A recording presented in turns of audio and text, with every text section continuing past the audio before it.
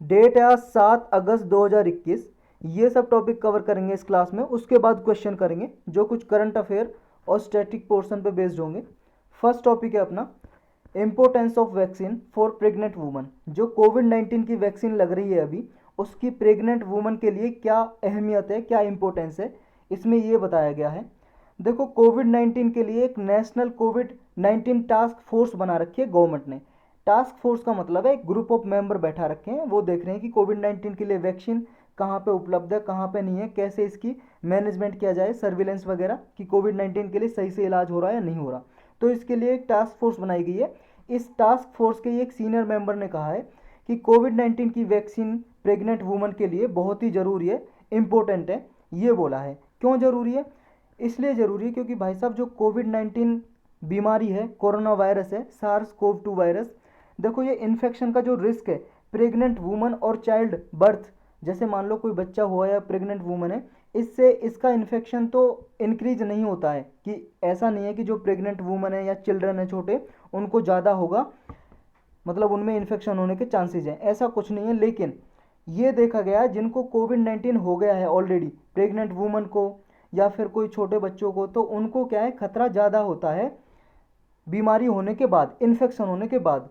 ये देखा गया कि सेकेंड वेव में 22% जो प्रेग्नेंट वुमन थी वो कोविड-19 के लिए टेस्ट पॉजिटिव पाई गई।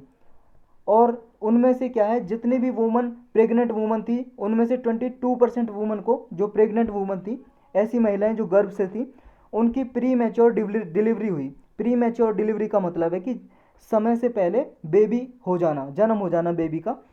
और 48% ऐसा देखा गया कि जितनी भी महिला 100% मान लो महीना प्रेग्नेंट थी, उनमें से 48% की नॉर्मल डिलीवरी नहीं हुई, सर्जरी से डिलीवरी हुई, सिजेरियन डिलीवरी हुई। और ये देखा गया कि जो आईसीयू में भर्ती करने का जो रेट है, ऐसी प्रेग्नेंट वुमन का ज़्यादा था नॉर्मल वुमन से। जो नॉन प्रेग्नेंट वुमन थी उनसे प्रेग्नेंट वुमन ज़्यादा भर्ती हुई आईसीयू में। आईसीयू का मतलब है इंटेंसिव केयर यूनिट, मतलब जहाँ पे ऑक्सीजन वगैरह की जरूरत पड़ती है, मतलब बहुत ही सीवियर कंडीशन थी कोरोना होने के बाद प्रेग्नेंट वुमन में। और ये देखा गया कि जो प्रेगनेंसी के दौरान अगर किसी को कोविड-19 हो गया किसी महिला को, तो उसको प्री एक्लेप्सिया हो गया या फिर एक्लेम्सिया। ये प्री एक्लेम्सिया और एक्लेम्सिया क्या का मतलब है? इसका मतलब है कि वुमन में जो माताएं हैं जो प्रेग्नेंट है, उनमें ब्लड प्रेशर का बढ़ जाना, इंक्रीज हो जाना, और उनमें क्या है, कार्डियो पल्मोनरी जो डिसीज़ हैं उनका रिस्क भी बढ़ जाना। कहने का मतलब है जहाँ पे कार्डियो आ जाए ना, समझ लो हार्ट की बात हो रही है, हार्ट की कोई बीमारी है, तो हार्ट की कोई बीमारी है, इनके जो अटैक हैं, हार्ट अटैक वगैरह और कोई बीमारी है, इनके केसेस ज़्यादा देखे गए उन महिलाओं में जो प्रेग्नेंट हैं। तो मोटा मोटा बस इसमें इतना समझना है आपको कि प्रेग्नेंट वुमन को कोविड-19 से ज़्यादा खतरा है, बस इतना याद रखना है। तो इसलिए बोला है इस टास्क फोर्स के एक मेंबर ने कि भाई साहब प्रेग्नेंट वुमन को आप क्या है, वैक्सीन जल्दी से लगाओ। अगर उनको वैक्सीन लग जाएगी तो उनकी जो कोविड-19 के जो सीवियरिटी के केस हैं और मोर्टेलिटी के, वो घट जाएंगे, रिड्यूस हो जाएंगे। कि उनकी डेथ रेट है, जो कोविड-19 की वजह से डेथ हो जाती है प्रेग्नेंट वुमन की, या बहुत ज़्यादा उन्हें फीवर होता है या और ज़्यादा सिम्टम दिखाई देते हैं, वो कम होंगे अगर कोविड-19 की वैक्सीन लग जाएगी। तो यही था। इसके बाद चलते हैं नेक्स्ट टॉपिक पे। 22 Assam rhinos killed in 5 years. Assam में राइनोज, राइनोज बोलते हैं गैंडे को, ये 5 साल में, पिछले 5 साल में देखा गया असम में 22 राइनोज मर चुके हैं। 2017 से अब तक लगभग ये 22 असम में राइनोज मर चुके हैं। और ये राइनोज मोस्ट इंपॉर्टेंट ये एनिमल्स हैं।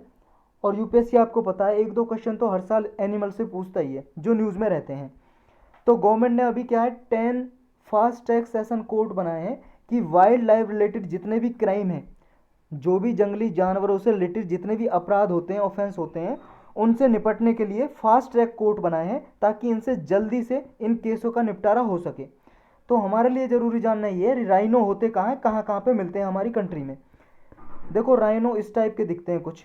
एक तो ये वाले होते हैं जो एक सींग वाले गैंडे होते हैं, ये वन हॉर्न्ड राइनो बोलते हैं इंग्लिश में। कुछ इस टाइप का होता है, इसका सींग होता ही नहीं है। और कुछ इस तरह के होते हैं। ये दो अलग अलग कैटेगरी के, लेकिन 2 सींग होते हैं इनके ऊपर, इनकी नाक के ऊपर ही होते हैं ये सींग। हॉर्न इंग्लिश में बोलते हैं HORN, और हिंदी में बोलते हैं सींग। तो ये राइनो के बारे में क्या, कि हमारे एशिया में 3 टाइप के 3 टाइप के राइनोज मिलते हैं, 3 स्पीसीज मिलती हैं राइनो की एशिया में। पूरे एशिया कॉन्टिनेंट की बात हो रही है भाई साहब, इस वाले रीजन की बात हो रही है एशिया की। यहाँ पे 3 तरह के राइनोज मिलते हैं। पहला है ग्रेटर वन हॉर्न राइनो, और एक है जावन राइनो, और एक है सुमत्रन राइनो। तो ये जो ग्रेटर वन हॉर्न राइनो है, ये इंडिया में, इसका पूरे वर्ल्ड में सबसे ज़्यादा पॉपुलेशन वन हॉर्न राइनोज की इंडिया में मिलती है। राइनो बोल लो या फिर आप बोल लो राइनोसेरोज, एक ही बात है। लेकिन इनको खतरा है, ये एक्सटेंट हो सकते हैं, इनकी पॉपुलेशन कम हो सकती है। 2 मेन इनके खतरे हैं, 2 ग्रेटेस्ट थ्रेट है। किससे? एक तो पोचिंग से। पोचिंग का मतलब है हंटिंग। लोग यहाँ पे जो रहते हैं उनकी हंटिंग कर लेते हैं हॉर्न के लिए, इनके सींग काट लेते हैं हंटिंग करके। और हैबिटेट लॉस हो रहा है इनका। हैबिटेट का मतलब है कि इनका जो जहाँ पे रहते हैं जंगल में, वो जंगल कटते जा रहे हैं, तो इनका हैबिटेट लॉस होने की वजह से इनकी जनसंख्या कम होती जा रही है। 5 राइनो रेंज नेशन है यहाँ पे आसपास, जहाँ पे राइनो मिलते हैं। ये India, Bhutan, Nepal, Indonesia, Malaysia, ये नेशन में मिलते हैं। तो एक बात याद रखनी है, अगर पूछा जाए वन हॉर्न राइनो सिर्फ इंडिया में मिलता है क्या, गलत हो जाएगा। इंडिया में नहीं मिलता, और भी कंट्रीज में आसपास मिलता है। जो ये नेशन है, ये जितने भी ये 5 रेंज कंट्रीज हैं, इन्होंने एक डिक्लेरेशन यानी कि घोषणा, एक एग्रीमेंट साइन किया, जिसका नाम रखा new Delhi declaration on Asian rhinos. 2019 में ये साइन किया एक घोषणा। किसके लिए? ताकि जो स्पीसीज है ना राइनोज की, इनको कंजर्व किया जा सके, बचाया जा सके, प्रोटेक्ट किया जा सके। इसका प्रोटेक्शन स्टेटस क्या है राइनोज का? देखो, IUCN की रेड लिस्ट देखें हम। IUCN एक संस्था है जो इंटरनेशनली कंजर्व करती है स्पीसीज को, चाहे पेड़ पौधे हों, जंगली जानवर हो, उनको। अगर डिटेल में जानना IUCN के बारे में या साइट्स के बारे में, ये साइट्स है, या फिर CMS के बारे में, इन्वायरमेंट की प्लेलिस्ट में आप लेक्चर देख सकते हो। तो साइट्स की लिस्ट में अपेंडिक्स 1 में है, और IUCN की रेड लिस्ट में है ये जावा, सुमत्रन और राइनो, मतलब जावा, सुमत्रन, राइनो। जावा, देखो जावा इंडोनेशिया में आइलैंड का नाम है जावा, और जो वहाँ पे मिलते हैं मूल निवासी राइनोज, उन जावा के आइलैंड के नाम पे रख दिया जावन राइनोज। और सुमत्रा भी ये आइलैंड है, कहाँ पे? इंडोनेशिया का ये आइलैंड है। ये देख लो आप, ये वाला भाई साहब, ये देखो अपना हिंदुस्तान दिखाई दे रहा है आपको, ये है सुमत्रा और ये है जावा आइलैंड। ये इंडोनेशिया कंट्री है, ये येलो टाइप का दिख रहा है। तो सुमत्रा में जो मिलते हैं राइनोज, ये आपके, उनका नाम रखा हुआ है सुमत्रन। और भी जगह मिलते हैं, ऐसा नहीं है, लेकिन उनके वहाँ पे ज़्यादा पॉपुलेशन पाई जाती है, तो इसलिए उनका नाम सुमत्रन राइनो और जावा राइनो रख दिया। तो ये क्रिटिकली एंडेंजर्ड कैटेगरी में आते हैं IUCN की में। और जो ये बाकी के हैं ना, ग्रेटर वन हॉर्न राइनो है जो, ये वनरेबल कैटेगरी में आता है IUCN की लिस्ट में, यानी कि इसकी पॉपुलेशन बहुत ज़्यादा है, इसकी इनसे ज़्यादा है, जावा और सुमत्रा से। जो तीनों ये हैं राइनोज, अपेंडिक्स 1 में आते हैं साइट की लिस्ट में। साइट्स की भी 3 लिस्ट हैं, 1 2 3, अपेंडिक्स 1 2 3, उनमें अपेंडिक्स 1 में आते हैं। और जो हमारे इंडिया का वाइल्ड लाइफ प्रोटेक्शन एक्ट है, इनमें जो ग्रेटर वन हॉर्न राइनोज है, वो आता है शेड्यूल 1 में। शेड्यूल 1 में आता है, इसके 6 शेड्यूल है, शेड्यूल 1 2 3 4 5 6। ये मोस्ट इंपॉर्टेंट एक्ट है। ये जब भी न्यूज़ में इसके बारे में कुछ रहे तो आपका जरूर पढ़ना है, क्योंकि UPSC लगभग हर साल इससे क्वेश्चन पूछती है। यकीन नहीं आ रहा तो पिछले 5-6 साल के क्वेश्चन पेपर उठा के देखो UPSC प्रीलिम के, आपको हर साल क्वेश्चन मिलेगा प्रीलिम में, और मेंस में भी इनडायरेक्टली डायरेक्टली इससे क्वेश्चन आता ही है वाइल्ड लाइफ से रिलेटेड। इंडियन राइनोज, इंडिया में जो राइनोज मिलते हैं कहाँ कहाँ पे पाए जाते हैं? इंडिया में देखो, असम में मिलते हैं काजीरंगा नेशनल पार्क में, पोबितोरा वाइल्ड लाइफ सेंचुरी में, और औरंग नेशनल पार्क में, मानस नेशनल पार्क में। ये असम में है सारे नेशनल पार्क और wildlife sanctuary. West Bengal में है ये जालदापरा नेशनल पार्क और गोरुमरा नेशनल पार्क, ये वेस्ट बंगाल में, इसमें भी पाए जाते हैं। और उत्तर प्रदेश में दुधवा टाइगर रिजर्व, यहाँ भी पाए जाते हैं ये one horn rhinos. Next topic है अपना, do we need a caste based census for India? क्या हमें इंडिया के लिए जाति के आधार पर जनसंख्या की गिनती करने की ज़रूरत है? देखो, बिहार चीफ मिनिस्टर हैं जो बिहार के, उन्होंने अभी सेंट्रल गवर्नमेंट से कहा है कि भाई साहब, जो आपने कास्ट बेस्ड सेंसस को रिफ्यूज कर दिया है, पहले गवर्नमेंट ने क्या है, ये कास्ट बेस्ड सेंसस कराने से इनकार कर दिया सेंट्रल गवर्नमेंट ने। सेंट्रल गवर्नमेंट कराती है भाई साहब हमारे इंडिया में सेंसस की गिनती, पॉपुलेशन की जो काउंटिंग होती है हर 10 साल में, कौन कराता है? Central government. और सेंट्रल गवर्नमेंट में भी कौन कराता है भाई साहब? कराते हैं एक रजिस्ट्रार ऑफिसर होते हैं सेंसस के लिए, रजिस्ट्रार ऑफिसर। और वो किसके अंडर काम करते हैं? मिनिस्ट्री ऑफ होम अफेयर्स, गृह मंत्री के अंदर होती है सेंसस हर 10 साल में। तो सेंट्रल गवर्नमेंट ने मना कर दिया था कि जाति के आधार पे हम जनसंख्या की गिनती नहीं करवाएंगे। कहने का मतलब ये है, जब जनसंख्या की गिनती होती है तो हम हर एक जाति को नहीं काउंट करेंगे कि कितनी जाति के लोग रहते हैं, ये काउंट नहीं करेंगे। लेकिन बिहार चीफ मिनिस्टर ने बोला कि भाई साहब आप इसको डिसीजन को दोबारा सोचिए एक बार और कास्ट बेस्ड सेंसस कराइए। इससे क्या है, पॉलिसीज बनाने में फ़ायदा होता है। जैसे मान लो ओबीसी कम्युनिटीज़ में कितनी कितनी कास्ट आती हैं ओबीसी में, तो उनके लिए कितनी कास्ट के लिए रिप्रेजेंटेशन है गवर्नमेंट जॉब में, एजुकेशन में, तो उस हिसाब से पॉलिसी स्कीम योजना बनाई सकती है गवर्नमेंट की। लेकिन गवर्नमेंट ऑफ इंडिया ने डिसाइड किया है कि देखो ये पॉलिसी क्या है, कास्ट वाइज पॉपुलेशन नहीं होगी, सिर्फ एससी और एसटी की ही पॉपुलेशन की गिनती की जाएगी। मतलब सेंसस जब होती है, जनसंख्या की काउंटिंग होती है, तो एससी कम्युनिटी में कितने लोग आते हैं, एसटी में कितने आते हैं, उनकी तो काउंटिंग की जाएगी। लेकिन ओबीसी या जनरल की कास्ट नहीं उसमें लिखी जाएगी, कितने कास्ट के लोग हैं, जनरल के कितने कास्ट के लोग हैं। मतलब देखो जनरल के कितनी पॉपुलेशन ओवरऑल तो पता लग जाती है, लेकिन जनरल में कितनी कास्ट आती हैं, जनरल में कितनी कास्ट आती हैं, वो अलग अलग कास्ट के लिए उस कास्ट के, मान लो कोई ब्राह्मण है, ब्राह्मण के कितनी कम्युनिटी, मतलब एक ब्राह्मण कास्ट में कितने लोग हैं, टोटल पॉपुलेशन ब्राह्मण की कितनी है, ऐसे नहीं पता लगाया जाएगा कि अलग से ब्राह्मण कास्ट का की पॉपुलेशन ऐसे नहीं होगी। हाँ एससी एसटी कम्युनिटी में होती है ये, सिर्फ हमारी जो सेंसस होती है, ना ही ओबीसी की कास्ट की सेंसस होती है और ना ही जनरल की। तो कास्ट डिटेल्स अब तक जो कलेक्ट की जाती हैं वो किसके लिए की जाती हैं, सिर्फ एससी एसटी की डिटेल्स कलेक्ट की जाती है, और इसमें सेल्फ डिक्लेरेशन के बेस पे की जाती है। जब भी जैसे कोई मान लो आपके घर पे अधिकारी जाते हैं, पॉपुलेशन की काउंटिंग होती है, तो वो पूछते हैं आपसे, सिर्फ आप खुद बताओगे, सेल्फ डिक्लेयर करोगे, आप कास्ट बताना चाहोगे, तो वो आपकी कास्ट को नोट करेंगे एससी एसटी कम्युनिटी के लिए बस, ओबीसी के लिए नहीं और जनरल के लिए। जो अब तक जो बैकवर्ड क्लास की काउंटिंग होती है ना, वो क्या है, जो बैकवर्ड क्लास कमीशन है हर एक स्टेट में, अपने स्टेट में अलग अलग हर राज्य में बैकवर्ड क्लास कमीशन बना हुआ है, वो पॉपुलेशन कितनी है बैकवर्ड क्लास की वो अपने हिसाब से काउंटिंग करता है। हर एक स्टेट हर एक राज्य अपने हिसाब से काउंटिंग करता है बैकवर्ड क्लास के लोग कितने हैं, कितनी जाति बैकवर्ड क्लास में आती है, और वो उस हिसाब से, ताकि जो मान लो बेनिफिट देने रिजर्वेशन वगैरह के कुछ स्टेट लेवल पे, तो उसके लिए वो काउंटिंग करते हैं अपने हिसाब से। ये फिर जो कास्ट डेटा जो पब्लिश किया जाता है सेंसस में, किस हिसाब का किया जाता है, देखो 1951 से लेकर 2011 तक, क्योंकि हमारा देश आज़ाद हुआ था, आज़ाद होने के बाद पहली जो सेंसस हुई थी, आज़ाद देश के बाद की बात कर रहे हैं, उससे पहले तो पहली सेंसस कब हुई थी, 1872 में हुई थी। और उस टाइम पे कौन थे, जो वॉयसरॉय थे, लॉर्ड लिटन थे। और उसके बाद जो रेगुलर होना शुरू हुई 1881 से, पूरी कंप्लीट, पूरे इंडिया की सबसे पहली कंप्लीट कॉम्प्रिहेंसिव जो थी सेंसस, वो 1881 से स्टार्ट हुई है, फिर हर 10 साल में होती है। और लेकिन जो ये हुई थी ना हमारे इंडिपेंडेंस के बाद, वो 1951 में हुई थी पहली, और तब से हर 10 साल में होती आ रही है। ये जो डेटा पब्लिश किया जाता है हर एक सेंसस का, शेड्यूल कास्ट और शेड्यूल ट्राइब के लिए तो किया जाता है, लेकिन और कास्ट के लिए नहीं किया जाता। इससे पहले जो हुई थी 1970, मतलब 1931 तक, 1931 तक कास्ट का डेटा काउंट किया जाता था सेंसस में, लेकिन उसके बाद नहीं किया गया। और फिर 1951 में जो हमारी पहली इंडिपेंडेंस के बाद सेंसस हुई थी, तो एससी एसटी कम्युनिटी की सिर्फ उसमें पब्लिश होता है डेटा, और किसी का नहीं होता। तो ये अब 2011 की जो सेंसस हुई थी उसका नाम रखा था सोशियो इकोनॉमिक कास्ट सेंसस 2011 की। इसमें ये था कि वेरियस कम्युनिटीज़, जो जाति प्रजाति धर्म के लोग रहते हैं, उनकी सोशियो इकोनॉमिक स्टेटस क्या है, मतलब कि उनकी आर्थिक व्यवस्था क्या है, सामाजिक व्यवस्था क्या है, क्या स्टेटस है, ये सब कुछ इस सेंसस में काउंट किया गया था। और इसके दो कंपोनेंट थे इस सेंसस के, एक तो जो रूरल और अर्बन हाउस होल्ड थे, यानी कि ग्रामीण और शहरी क्षेत्र में जो लोग रह रहे हैं उनके घर हैं, उनकी काउंटिंग की गई प्री पैरामीटर पे, प्री सेट पैरामीटर के बेस पे, और एक कास्ट सेंसस हुई साथ में।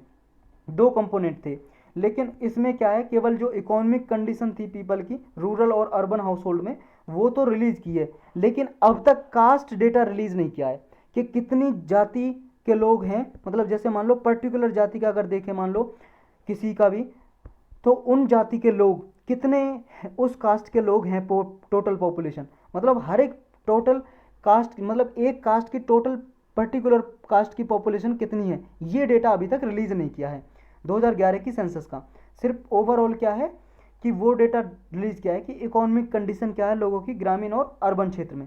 अब ये सेंसस और सोशियो इकोनॉमिक कास्ट सेंसस में डिफरेंस क्या है, अंतर क्या है, देखो सेंसस तो प्रोवाइड करती है ओवरऑल इंडियन पॉपुलेशन का पूरा डेटा, और सोशियो इकोनॉमिक कास्ट सेंसस एक टूल है कि बेनिफिशियरी को आइडेंटिफाई कर सकते हैं इसके जरिए स्टेट, जैसे मान लो किसी को फ़ायदा देना है तो कास्ट, कितनी कास्ट के लोग हैं, टोटल पॉपुलेशन कितनी है कास्ट की, और उसमें रिप्रेजेंटेशन कितना उसका गवर्नमेंट जॉब में या फिर एजुकेशन में।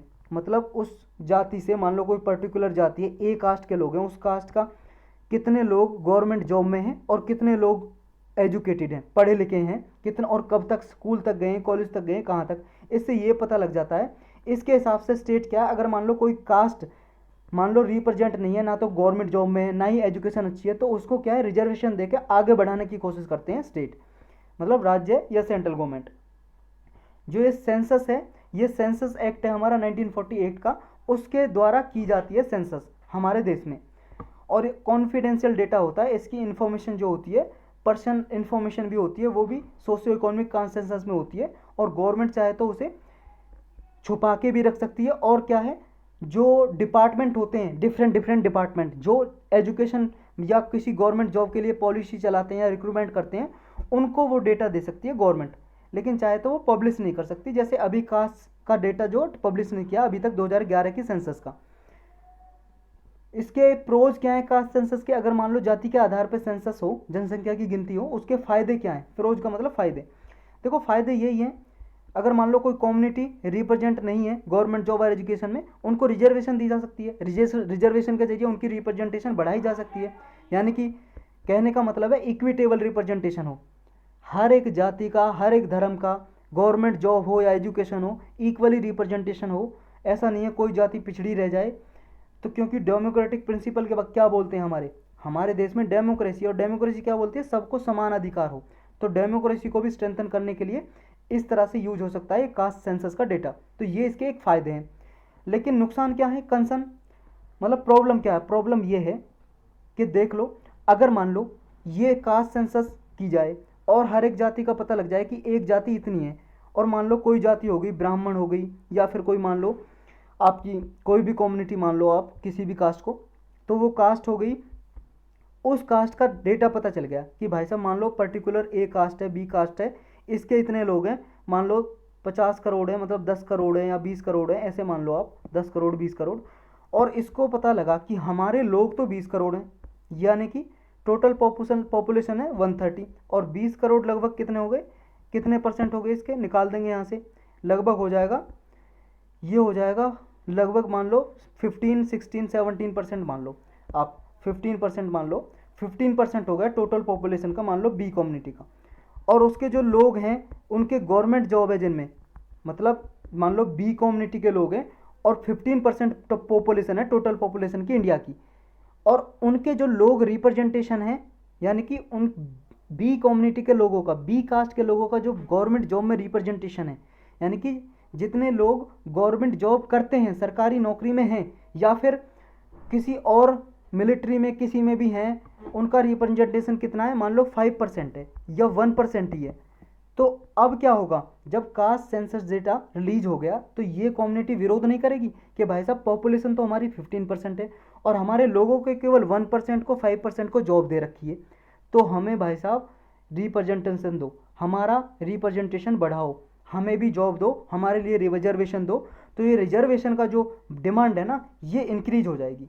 तो इस तरह से क्या है, सारे लोग डिमांड करने लगेंगे अगर ये कास्ट का डेटा रिलीज कर दिया जाएगा, समझ गए। तो ये इससे नुकसान है। अब एक हिस्टोरिकल फैक्ट पढ़ लो इससे रिलेटेड, हिस्ट्री के रिगार्डिंग। आईन अकबरी एक बुक है, अकबर के बारे में, एडमिनिस्ट्रेशन के बारे में इसमें लिखा हुआ है। इसमें पॉपुलेशन, इंडस्ट्री, वेल्थ और मैनी अदर करेक्टरिस्टिक के बारे में इसमें डेटा मिलता है। यानी कि अकबर के टाइम में भी पॉपुलेशन का डेटा कलेक्ट किया जाता था, जनसंख्या की गिनती की जाती थी। देखो आपको पता होगा यूपीएससी 2020 का आपने प्री का पेपर देखा होगा, तो उसमें एक केस पूछा था रखमाबाई केस, एक क्वेश्चन था रखमाबाई केस क्यों पूछा था, क्योंकि उस टाइम पे क्या है ना, ये डिमांड चल रही थी, इस पर ज़्यादा डिबेट चल रही थी हमारे इंडिया में कि जो वुमन की जो मैरिज एज है 18 साल वुमन की, यानी कि गर्ल के लिए, और बॉय के लिए 21 साल, इसको भाई साहब इक्वल करो। ये अनइक्वलिटी क्यों कर रखी है, 18 साल गर्ल के लिए कम क्यों है, बॉय के लिए 21 क्यों, या तो दोनों को 21 करो या दोनों को 18 करो। डिमांड तो ये चल रही थी कि गर्ल की जो है वो भी बढ़ा के एज 21 कर दो बॉय के बराबर। इससे होगा क्या कि जल्दी शादी नहीं कर पाएंगे और एजुकेशन दे पाएंगे गर्ल को, तो गर्ल में एजुकेशन, जो वुमन में एजुकेशन बढ़ेगा, वुमन एम्पावरमेंट होगा। तो ये डिबेट चल रही थी। और ये केस है ना, जो रखमाबाई का केस, हिस्टोरिकल केस है ये, लगभग 1879 के लगभग का केस है, और भी पुराना केस हो सकता है ये, आप चेक कर लेना एक बार। रखमाबाई केस ये इससे ही रिलेटेड था, गर्ल की एजुकेशन से और मैरिज राइट से, ऐसा कुछ केस था, और इसके बारे में यूपीएससी ने क्वेश्चन पूछ लिया था। तो इस तरह से देखो यूपीएससी पूछती है, जो करंट में टॉपिक रहता है ना, वही हिस्ट्री से रिलेटेड कर दी थी। मान लो हिस्ट्री से रिलेटेड है या पॉलिटी से, इन्वायरमेंट से, जो भी टॉपिक है करंट में चल रहा है उससे रिलेटेड, कुछ पास्ट में हुआ है वो सब कुछ पूछ लेती है। तो अगर आप करंट अफेयर अच्छे से कवर कर रहे हो और आपने एनसीईआरटी पढ़ रखी है, तो और कुछ पढ़ने की आपको ज़रूरत नहीं है, उसी से कवर हो जाता है सारा। समझ गए? तो ये चलते हैं नेक्स्ट टॉपिक पे, बहुत हो गया इसके बारे में। एगा लेगा आइलैंड ये न्यूज़ में है अभी। ये पहले आप लोकेशन देखो इसकी, ये अपना वर्ल्ड मैप आप देख रहे हो, और ये इंडियन ओशन है, ये अपना हिंदुस्तान, ये इंडियन ओशन, और ये मेडागास्कर, ये अफ्रीका का आइलैंड है, एक अलग कंट्री है मेडागास्कर। इसके आसपास देखो ये कंट्री है, एक मॉरिशस है, रियूनियन फ्रांस की टेरिटरी है, ये सिसिली है, ये कोमोरोज है, ये यहाँ पे ये आइलैंड नेशन है। आइलैंड का मतलब है कोई ऐसी भूमि जो चारों तरफ पानी से घिरी हुई है, तो ये आइलैंड नेशन हो गए, मतलब द्वीप राष्ट्र। तो ये जो हम पढ़ेंगे अभी, जो इस आइलैंड के बारे में, एगालैंड आइलैंड, वो यहाँ मॉरिशस के आसपास है। ये वाला रीजन देखो आप, ये आप देख रहे हो, ये एगालैंड आइलैंड, ये वाला मॉरिशस का पार्ट है, ये न्यूज़ में है। और एक ये डिएगो गार्सिया, ये आइलैंड भी न्यूज़ में है, ये अभी ब्रिटिश गवर्नमेंट के पास है, ब्रिटिश की टेरिटरी है, जो ब्रिटिश है। ब्रिटिश कहाँ पे? ये देखो भाई साहब यूरोप, और ये है भाई साहब आपका ब्रिटिश, यूनाइटेड किंगडम भी बोलते हैं इसको। अब जो एगालेगा आइलैंड है न्यूज़ में क्यों है? ये मॉरिशस कंट्री का ही आइलैंड है, पार्ट है उसका, और लगभग कहाँ पे लोकेटेड है? जो आर्कीपेलागो है यहाँ पे, उसकी 1000 किलोमीटर नॉर्थ में लोकेटेड है लगभग। न्यूज़ में क्यों है? न्यूज़ में इसलिए है, ऐसा आ रहा था कि मॉरिशस ने इंडिया को अलाउ कर दिया है कि इंडिया यहाँ पे अपना मिलिट्री बेस बना सकता है इस आइलैंड पे। मिलिट्री बेस का मतलब अपनी सेना तैनात कर देगा, यहाँ पे शिप रखेगा इसके आसपास, कुछ फाइटर प्लेन वगैरह, ऐसा मिलिट्री बेस बनाने के लिए अलाउ कर दिया था। लेकिन मॉरिशस गवर्नमेंट ने अभी क्लेरिफाई किया है कि हमने कोई भी इंडिया के साथ ऐसा एग्रीमेंट नहीं किया है, इसलिए न्यूज़ में था। नेक्स्ट ये आइलैंड है डिएगो गार्सिया। डिएगो गार्सिया क्या है ये भी हमने देख लिया यहाँ पे, जो अभी देखा था ऊपर, ये एगालेगा आइलैंड के पास ही है, इंडियन ओशन में है, और ये ब्रिटिश गवर्नमेंट की टेरिटरी है, ब्रिटिश गवर्नमेंट की है। इस पे क्या है, जो यूनाइटेड किंगडम है उसी का इस पे अभी रूल है। और ये 60 स्मॉल आइलैंड है जो कंप्राइज करते हैं, और जिसको बोलते हैं 60 आइलैंड को मिला के चागोस आर्कीपेलागो। आर्कीपेलागो उसी को बोलते हैं, ग्रुप ऑफ आइलैंड को, मतलब एक आइलैंड का समूह, द्वीप का समूह। जो ये पुर्तगीज हैं भाई साहब, सबसे पहले ये आए थे इस आइलैंड पे, इन्होंने ढूंढा था ये वाला आइलैंड, ये डायगो गार्सिया नाम का आइलैंड। पुर्तगीज जो थे ना, पुर्तगाल एक नेशन है, यूरोप में देखा ही होगा आपने, ये वाला जो नेशन है पुर्तगाल, हमारे इंडिया में भी सबसे पहले पुर्तगीज आए थे, तो इन्होंने ही ढूंढा था ये। फिर यहाँ पे फ्रेंच सेटलमेंट हो गया 1790s में, और उसके बाद ये ट्रांसफ़र कर दिया ब्रिटिश को। कब ट्रांसफ़र कर दिया? जब नेपोलियनिक ये वार हुए थे। नेपोलियन एक राजा था भाई साहब, फ्रांस का राजा था, किंग था, और नेपोलियनिक वार हुए थे लगभग 1803 से लेके 1815 में। आपने पढ़ा होगा ये वर्ल्ड हिस्ट्री की एनसीईआरटी में, एनसीईआरटी जो 11th क्लास की न्यू एनसीईआरटी में पढ़ा होगा। जो नेपोलियनिक वार हुए थे फ्रांस और ब्रिटेन के बीच में, तो फ्रांस ने ये ब्रिटेन को दे दिया था उसके बाद, इस वार के बाद, युद्ध के बाद। और 1965 में ब्रिटेन ने सेपरेट कर दिया चागोस आइलैंड को मॉरिशस से, और अपना जॉइंट मिलिट्री बेस एस्टेब्लिश कर लिया यूनाइटेड स्टेट के साथ मिलके, यूनाइटेड स्टेट मतलब अमेरिका के साथ मिलके डायगो गार्सिया पे अपना मिलिट्री बेस एस्टेब्लिश कर लिया। लेकिन अभी ब्रिटेन ने क्या है, एक एग्रीमेंट किया है यूनाइटेड स्टेट के साथ कि डायगो गार्सिया पे 2036 तक किसका राज रहेगा? ब्रिटेन का। एक एग्रीमेंट कर लिया है, लीज पे ले लिया, यूनाइटेड स्टेट्स को बोल दिया भाई साहब हमें करने दो यहाँ पे जो भी काम करना है 2036 तक। तो इसलिए न्यूज़ में था, बस मैच द फॉलोइंग में कहीं पे पूछ लेगा, इसलिए याद रखना आपको कहाँ पे, इंडियन ओशन में, और किसके पास है ये अभी, ये बस याद रखना है। नेक्स्ट टॉपिक है bill to amend scheduled tribes list. Scheduled tribe आप सब लोग जानते हो, अनुसूचित जनजाति में कुछ कैटेगरीज हैं, मतलब कास्ट को डाल देते हैं एसटी कैटेगरी में। तो इसको अमेंड करने के लिए अभी राज्यसभा में एक बिल पास किया गया, उसका नाम है constitution scheduled tribe order amendment bill 2021। ये बिल अमेंड करेगा, इससे पहले एक ऑर्डर है 1950 का, उसको अमेंड करेगा, उसमें संशोधन करेगा ये बिल। इस बिल में क्या रखा गया है? इस बिल में कहा गया है कि कुछ शेड्यूल ट्राइब में कम्युनिटी आती है उनको हटाया जाएगा, शेड्यूल ट्राइब से रिमूव किया जाएगा। अब ये कम्युनिटी कौन कौन सी आती हैं ये आपको इतना याद रखना है कौन से स्टेट में आती हैं, बस मैच द फॉलोइंग के लिए कहीं पे पूछी जा सकती हैं। जैसे अबोर ट्राइब है, अबोर ये अरुणाचल प्रदेश में है, इसको हटाने का प्लान बनाया और ये रिप्लेस करेगा कौन सी कम्युनिटी है, जैसे आपकी ताई खामती, मिसमी कामन, ये इसको मिजू मिसमी भी बोलते हैं, ईदू मिसमी या तारोन डाइगारू मिसमी, ये सब कहाँ पे आती हैं, अरुणाचल प्रदेश में आती हैं यहाँ पे। अब किसके पास पावर है कि जो एसटी कम्युनिटी के जो लोग हैं उनको मॉडिफाई करने का, चेंज करने का। जैसे मान लो कोई कम्युनिटी एसटी में आती है शेड्यूल ट्राइब में, पावर किसके पास है, कौन मॉडिफाई कर सकता है। देखो ये संविधान ने हमारे प्रेसिडेंट को पावर दे दी, प्रेसिडेंट को पावर दे दी है। और प्रेसिडेंट किसके बिहाफ पे काम करता है, मतलब किसकी एडवाइस पे काम करता है, खुद तो कुछ काम नहीं कर सकते ना प्रेसिडेंट, किसकी एडवाइस पे करते हैं, council of minister headed by PM. जब तक ना बोला जाए कहीं पे कि प्रेसिडेंट अपनी मतलब डिस्क्रिशन पे काम करेंगे, तब तक किसकी एडवाइस पे काम करेंगे, प्राइम मिनिस्टर या काउंसिल ऑफ मिनिस्टर। तो प्रेसिडेंट खुद कुछ भी नहीं कर सकते इंडिपेंडेंटली, ये बात आपको याद रखनी है। और हमारे संविधान में भी कोई भी डिस्क्रिशनरी पावर नहीं दी हुई है, सिर्फ सिचुएशनल डिस्क्रिशनरी पावर है प्रेसिडेंट के पास। सिचुएशनल, जैसे मान लो कोई सिचुएशन अराइज हो गई, कॉन्स्टिट्यूशन में कुछ नहीं लिखा हो उसके बारे में, तो प्रेसिडेंट अपने डिस्क्रिशन यूज करते हैं उस केस में। डिस्क्रिशन का मतलब है अपनी इच्छा से, अपनी मर्जी से कोई डिसीजन लेना। तो ये प्रेसिडेंट के पास पावर है कि कोई भी शेड्यूल ट्राइब को वो नोटिफाई कर सकते हैं, एक गजेट ही निकालेंगे नोटिफिकेशन, और नोटिफिकेशन निकाल के बोल देंगे कि ये शेड्यूल ट्राइब में आएगी, ये कम्युनिटी, ये पर्टिकुलर कास्ट, तो वो शेड्यूल ट्राइब में आ जाएगी। और उसके बाद पार्लियामेंट को परमिशन मिल जाती है कि वो शेड्यूल ट्राइब की लिस्ट को मॉडिफाई कर सकती है, कि ये प्रेसिडेंट तो बस नोटिफाई कर देंगे, और लिस्ट से हटाना या इंक्लूड करना किसका काम है, पार्लियामेंट का। पार्लियामेंट सिर्फ नोटिफिकेशन जारी करते हैं। डेफिनेशन क्या है एसटी कम्युनिटी की, मतलब शेड्यूल ट्राइब की डेफिनेशन क्या है। देखो हमारे संविधान में तो कुछ रिकॉग्नाइज नहीं किया हुआ, कोई डिफाइन नहीं किया हुआ क्राइटेरिया कि किस क्राइटेरिया के बेस पे शेड्यूल ट्राइब यानी कि अनुसूचित जनजाति में किस क्राइटेरिया के बेस पे डाला जाएगा एसटी कैटेगरी में, कुछ नहीं दिया हुआ। लेकिन फिर भी जो आर्टिकल 366 है क्लाउज 25, इसमें दिया हुआ है कि ये डिफाइन करता है शेड्यूल ट्राइब को। शेड्यूल ट्राइब का मतलब होगा ट्राइब या ट्राइबल कम्युनिटी, वो जो क्या है ट्राइबल कम्युनिटी का पार्ट है, जो आर्टिकल 342 में जो आती हैं उनको लगभग शेड्यूल ट्राइब समझा जाएगा, समझ रहे।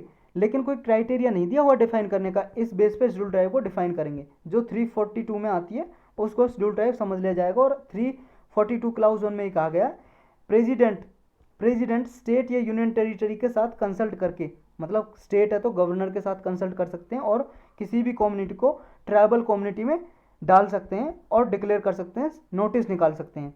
और ये में लिखा है यानी कि प्रेसिडेंट चाहे तो कंसल्ट कर सकते हैं गवर्नर से, ना चाहे तो भी बिना गवर्नर की कंसल्ट के वो नोटिफिकेशन निकाल के किसी भी कम्युनिटी को, कास्ट को शेड्यूल ट्राइब में डाल सकते हैं प्रेसिडेंट। और यूनियन टेरिटरी में भी बिना पूछे वो डाल सकते हैं, यूनियन टेरिटरी के एडमिनिस्ट्रेशन से बिना पूछे किसी भी कम्युनिटी को शेड्यूल ट्राइब में डाल सकते हैं। तो ये चीज़ आपको याद रखनी है। और प्रेसिडेंट किसकी एडवाइस पे काम करते हैं, council of minister headed by PM. अब हमारे संविधान में शेड्यूल ट्राइब के लिए कौन कौन से सेफ गार्ड दिए गए हैं, मतलब इनकी रक्षा के लिए, प्रोटेक्शन के लिए कौन कौन से प्रोविजन दिए हुए हैं, कौन कौन से आर्टिकल हैं। देखो एजुकेशनल और कल्चरल सेफ गार्ड दिए गए कुछ, मतलब इनकी शिक्षा के लिए और संस्कृति को बचाने के लिए। एक आर्टिकल 15 क्लाउज 4 है जिसमें दिया गया है कि कोई भी मान लो बैकवर्ड क्लास है, बैकवर्ड क्लास में सारी आएंगी SC ST OBC और ST, तो ये सारी कम्युनिटी है, मतलब बैकवर्ड क्लास में वीकर सेक्शन सब आएंगे। इन सब के लिए दिया गया है स्पेशल प्रोविजन किए जाएंगे इनके एडवांसमेंट के लिए, मतलब इनकी तरक्की के लिए। आर्टिकल 29 ये बोलता है कि जो माइनॉरिटी कम्युनिटीज़ हैं इंक्लूडिंग ST कम्युनिटीज़, वो अपने इंटरेस्ट को प्रोटेक्ट कर सकते हैं।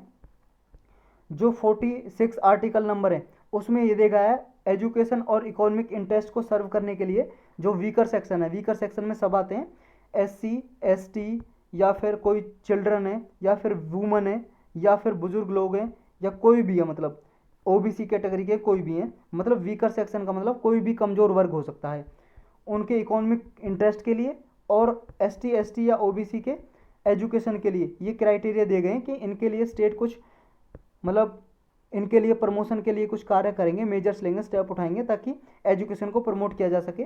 नेक्स्ट है आर्टिकल 350, इसमें दिया गया है कि अपनी जो लैंग्वेज और या स्क्रिप्ट है या फिर कल्चर है इनको कंजर्व करने के लिए इन्हें अधिकार दिया गया है।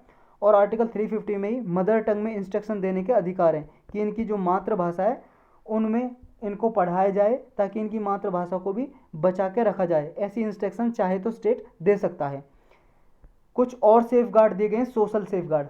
वो कौन से, जैसे आर्टिकल 23 ये कहता है कि ह्यूमन ट्रैफिकिंग को रोकता है। ह्यूमन ट्रैफिकिंग का मतलब है, ट्रैफिक वही है जो रोड पे लगता है, सेम स्पेलिंग है, लेकिन इसका मतलब यहाँ पे है कि मानव को गुड्स की तरह, वस्तु की तरह खरीदना और बेचना, उसको बोलते हैं ट्रैफिकिंग ह्यूमन बीइंग या ह्यूमन ट्रैफिकिंग, या ट्रैफिकिंग इन ह्यूमन बीइंग या ट्रैफिक इन ह्यूमन बीइंग, या फिर बेगार या फिर बैगिंग मतलब, या other similar form of force labour. जो बंधुआ मजदूर होते हैं या फोर्स लेबर, उनको रोकने के लिए आर्टिकल प्रोटेक्ट करता है। ऐसे मतलब ऐसी जो एक्टिविटी होती हैं, और जो चाइल्ड लेबर को फोरबिड करता है, रोकता है, आर्टिकल 24, चाहे कोई सी कम्युनिटी के चाइल्ड हों। तो ये सेफ गार्ड दिए गए हैं। नेक्स्ट है इकोनॉमिक सेफ गार्ड।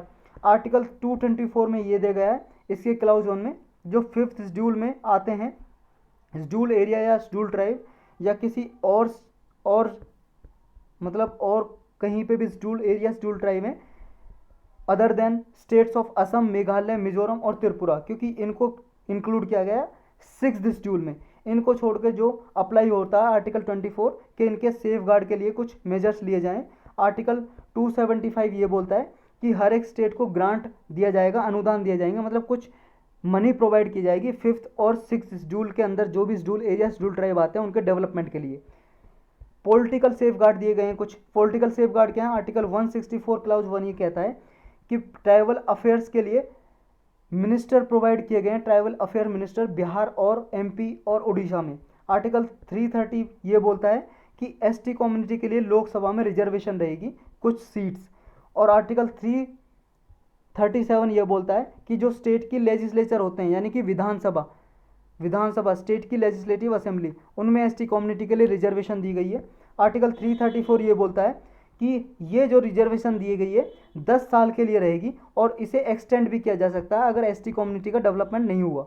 आर्टिकल 243 ये बोलता है कि पंचायत में रिजर्वेशन रहेंगी कुछ सीट एसटी कम्युनिटी के लिए।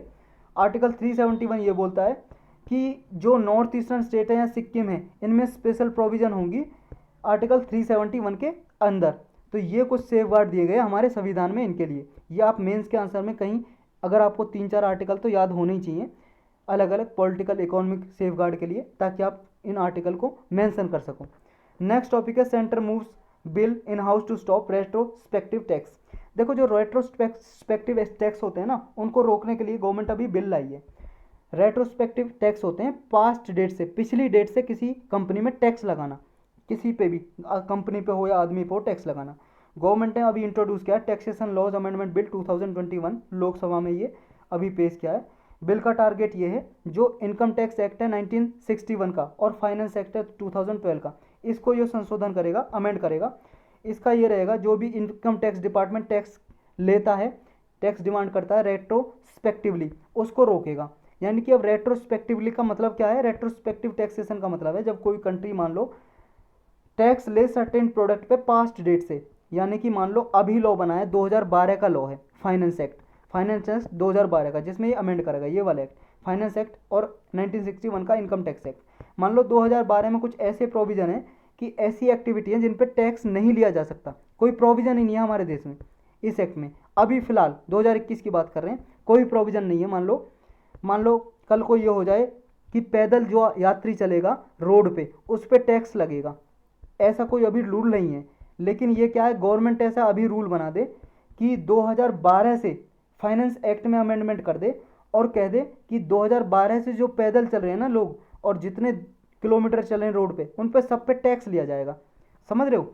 तो इन पे पैदल चलने वाले यात्रियों पे भी रोड टैक्स लिया जाएगा, टोल टैक्स, जैसे गाड़ियों से लिया जाता है ना, गाड़ियाँ निकलती हैं टोल टैक्स लेते हैं, ऐसे पैदल चलने वाले आदमियों से भी लिया जाएगा टोल टैक्स, और 2012 से लिया जाएगा। यानी कि अभी लॉ नहीं था, ये लॉ क्या कर दिया 2012 में अमेंड करके ही उसमें कर दिया कि 2012 से जो लोग चल रहे हैं ना उन पे सब पे टोल टैक्स दिया जाएगा जो पैदल चल रहे हैं यात्री, यानी कि पास्ट डेट से ले रहे हैं। फिलहाल तो कोई कानून था ही नहीं, पिछले कानून में अमेंड करके आपने दे दिया प्रोविजन कि पिछले 2012 से जो भी आप पैदल चल रहे हैं तब से टैक्स लिया जाएगा, अभी से नहीं लिया जाएगा। क्योंकि भाई साहब अभी से मान लो टैक्स लगाते, मान लो ऐसा करते कि जो पैदल चल रहे हैं उन पे टोल टैक्स लगेगा, जो गाड़ियों में चल रहे हैं उन पे टोल टैक्स नहीं लगेगा, ऐसा प्रोविजन कर देती मान लो गवर्नमेंट, तो क्या होता, सब लोग अभी से लगाते कि अभी से हो गए रूल लागू, 2021 में बनाया है, अभी से 2021 से ही लागू होगा ये नियम, तो सब लोग क्या गाड़ी में चलना शुरू कर देंगे, पैदल चलना छोड़ देंगे, है कि नहीं। लेकिन भाई साहब गवर्नमेंट ने कर दिया कि 2012 से जो पैदल चल रहा है सब पे लगेंगे। अब तो जो 2012 से पैदल चला था उस पर सब पे टोल टैक्स वसूला जाएगा। तो इस तरह का कुछ होता है रेट्रोस्पेक्टिव टैक्स, के पास्ट डेट से जब ये टैक्स वसूला जाए उसको बोलते हैं ये। कंट्री क्यों लगाती है ऐसा टैक्स, इसलिए लगाती है मान लो किसी एनोमलीज को करेक्ट करने के लिए, मान लो पास्ट डेट में कोई लूप होल्स लग गए किसी टैक्स में कुछ कमियां रह गई, टैक्स एक्ट में, जो टैक्स एक्ट बनाए थे, टैक्स कानून बनाए थे कि इनके कानून के हिसाब से टैक्स लेना हमें, उनमें कुछ कमियां रह गई थी, लूप होल्स रह गए थे, उनको करेक्ट करने के लिए ये ऐसे कानून बनाती है गवर्नमेंट। यानी कि जो भी लगाती है डायरेक्टली इनडायरेक्टली अफेक्ट करती है कंपनीज को रेट्रोस्पेक्टिव टैक्स लगा के। अब इसके इम्प्लीकेशन क्या होते हैं, मतलब क्या संकेत हैं, क्या प्रभाव पड़ते हैं इनके टैक्सेशन के। देखो ये क्या है, अभी तक क्या है, अभी जो इसकी बात हो रही है, जो अमेंडमेंट लेके आए, बिल लेके आए 2021 में, अब इसके इम्प्लीकेशन क्या होंगे, जो ये बिल लेके आए हैं इसके इम्प्लीकेशन ये होंगे कि फ्यूचर में अब रेट्रोस्पेक्टिव टैक्स नहीं लिया जाएगा। यानी कि जो फाइनेंस बिल 2012 का पास हुआ था, एक्ट बन गया था 28 मई 2012 को, ये वो डेट है जब प्रेसिडेंट ने अपनी असेंट दे दी थी, साइन कर दिए थे इस वाले बिल पे, और ये एक्ट बन गया था फाइनेंस एक्ट 2012 का। तो इस डेट से पहले यानी कि कोई भी फ्यूचर में टैक्स नहीं लिया जाएगा। यानी कि इस डेट पे ही जो इसमें प्रोविज़न है फाइनेंस एक्ट 2012 में, जो इसमें प्रोविज़न है उसके हिसाब से ही टैक्स वसूला जाएगा किसी भी आदमी से, इससे पहले कोई भी टैक्स नहीं लिया जाएगा। नेक्स्ट है demand raised for indirect transfer of Indian asset made before 28 May 2012 shall be nullified. कोई भी मान लो 2012 से पहले, 28 मई 2012 से पहले अगर गवर्नमेंट ने किसी से टैक्स मांगा है, कोई डिमांड रखी है, तो सब वो कैंसिल की जाएंगी, अब किसी से टैक्स नहीं वसूला जाएगा।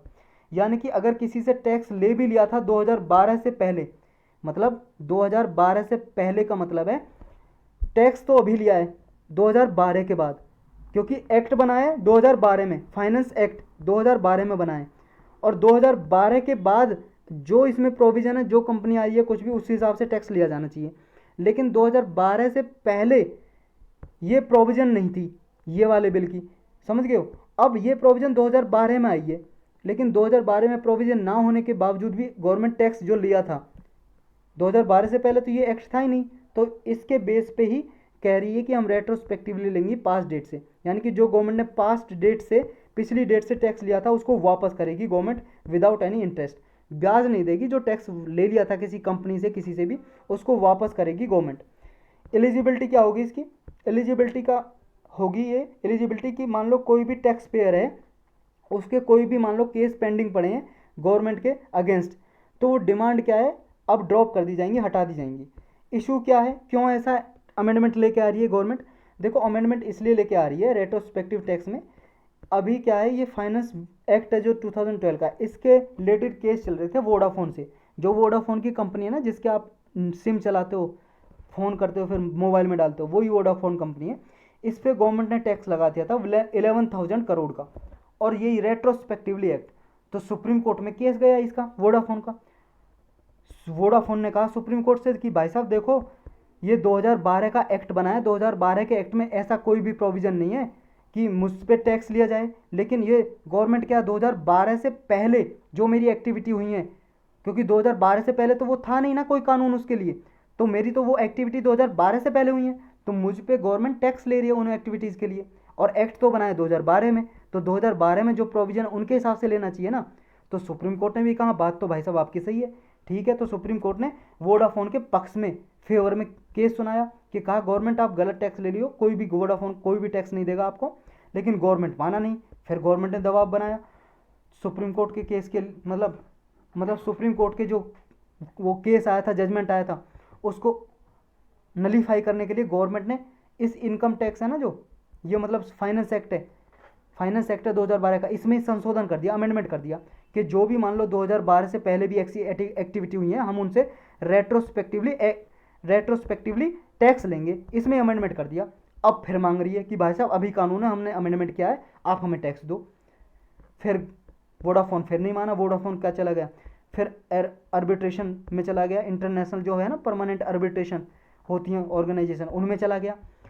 अब उन्होंने भी वोडाफोन के पक्ष में केस सुना है। ऐसी कार्न एक कंपनी है, कार्न इंडिया लिमिटेड, ये भी एक कंपनी है, इसका भी केस क्या है, इसमें भी 10,570 करोड़ का टैक्स लगाया था, डिमांड रखी गवर्नमेंट ने, लेकिन इसका केस भी गया कोर्ट में और फिर आर्बिट्रेशन में गया, इंटरनेशनल आर्बिट्रेशन में, परमानेंट कोर्ट ऑफ आर्बिट्रेशन में।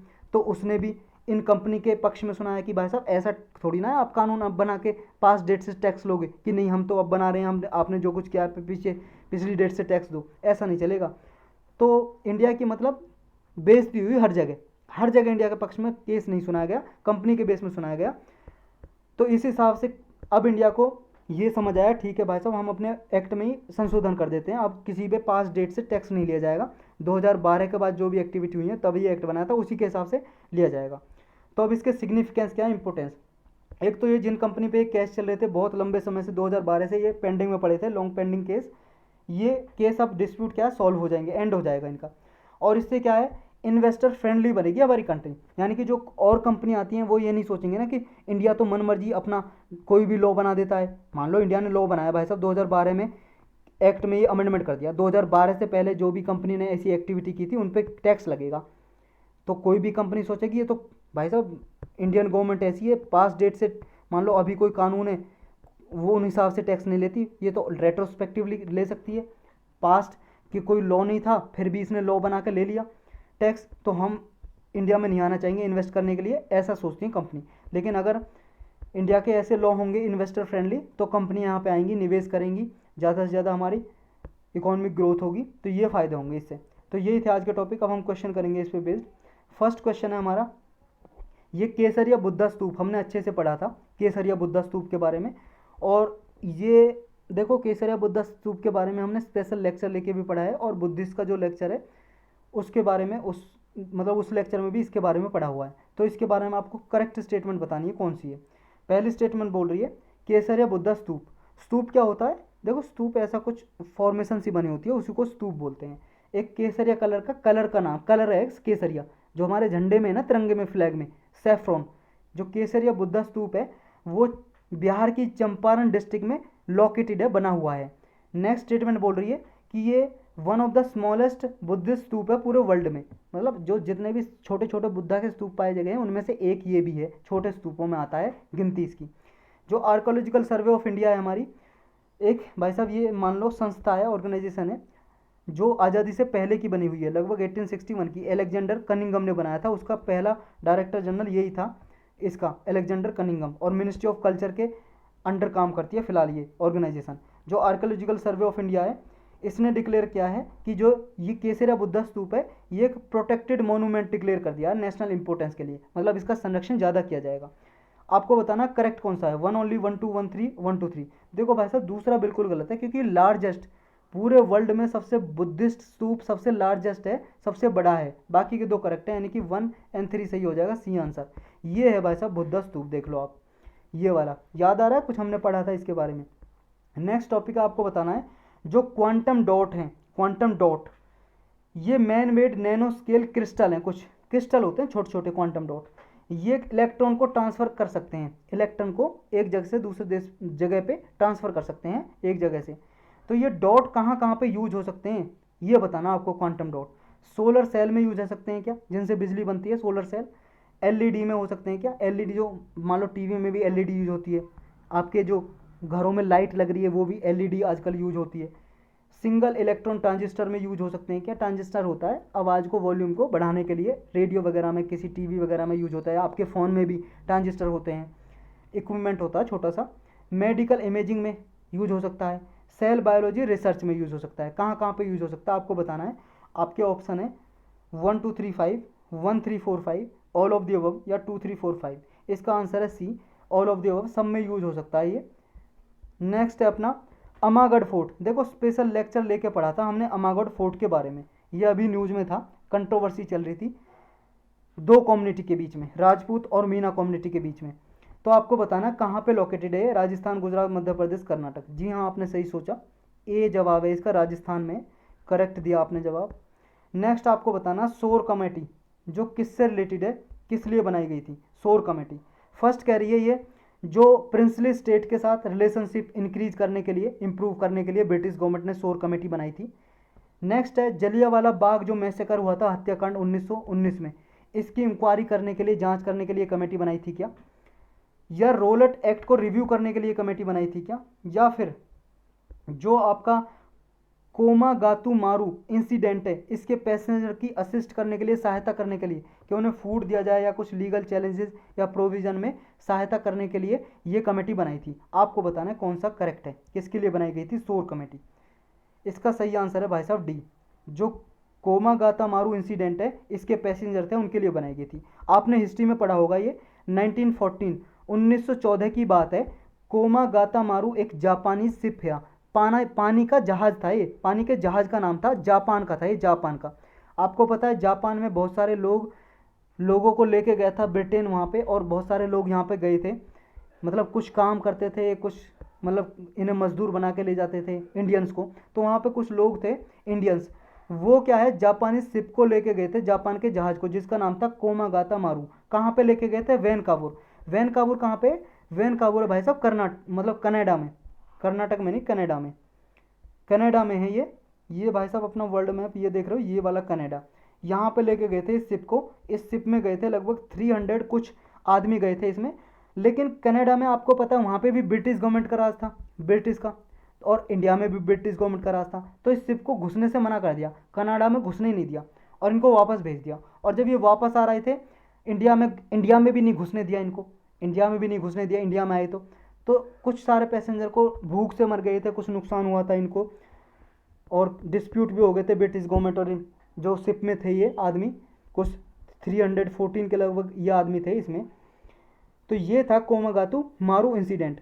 अब इसी के लिए असिस्टेंस करने के लिए, सहायता करने के लिए जो पैसेंजर थे इसमें शिप में, इनकी सहायता के लिए ही एक शोर कमेटी बनाई गई थी। यही था इसके बारे में।